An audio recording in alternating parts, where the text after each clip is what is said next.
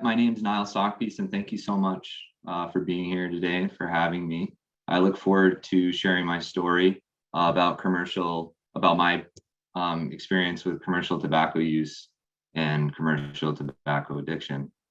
So, as Esther mentioned, I attended the University of Southern Maine, where I played collegiate hockey. So I spent 2 years there. I was on the ice hockey team, and I played my entire life. This team sport, it's taught me so much. I've learned discipline, accountability, and healthy habits through my time playing. But unfortunately, ice hockey also introduced me to the unhealthy and destructive habit of smokeless tobacco, or dip. I was 14 years old when I first used smokeless tobacco. I had watched some of my favorite professional athletes dip and seen it in movies such as The Sandlot.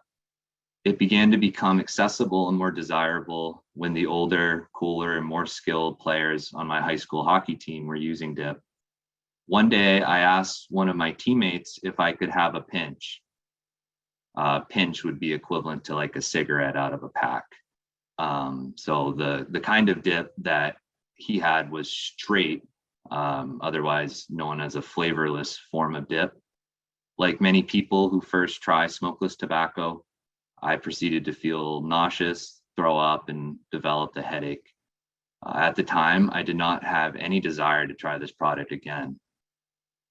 But a few months later, the same teammate offered me a pinch of grape flavored dip. Succumbing to this peer pressure and ignoring my past experience, I accepted his offer and enjoyed my experience with the flavored product very much. So much that this pinch of grape dip led to a near 10-year struggle with nicotine addiction through smokeless tobacco. With little knowledge of the harm that I was doing to my body and mind, I would continue having the seniors on my team buy me, and older friends, as Mullion was mentioning.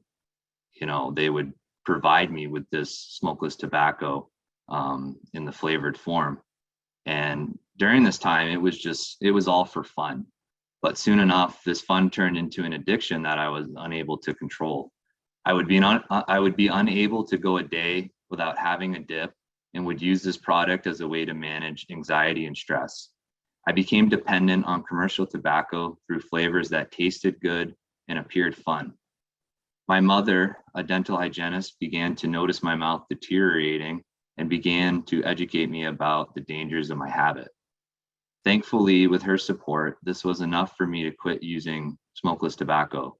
But it was not an overnight transition. It took me years to finally quit, but I'm grateful today to be near 2 years free of smokeless tobacco.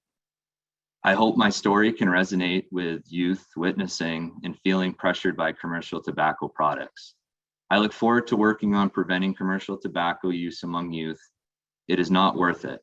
Tobacco is a traditional and sacred medicine used to give thanks. Commercial and flavored tobacco is destructive to this tradition. Through my experience with these products, I have learned to keep tobacco sacred and that flavors hook kids. Thank you for listening to my story, and thank you for having me here today.